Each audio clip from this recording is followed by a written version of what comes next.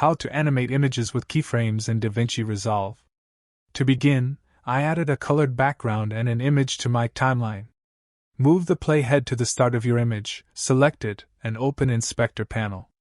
Click on the diamond button next to Position and decrease Position X value until your image is out of the frame. This will create the first keyframe. Move the playhead a little forward, and increase Position X value until the image is at the center. Move the playhead to near the end of the image, and click on Diamond button again to create a keyframe with current value. Move the playhead to the end and increase Position X value until the image is out of the frame. And now we have this slide transition for the image. To smoothen the transition, click on these two buttons at the bottom of image layer to see the keyframes. Select the second keyframe and click on this button to add some ease to it. And change the easing to your likings. Select the last keyframe and add ease to it as well.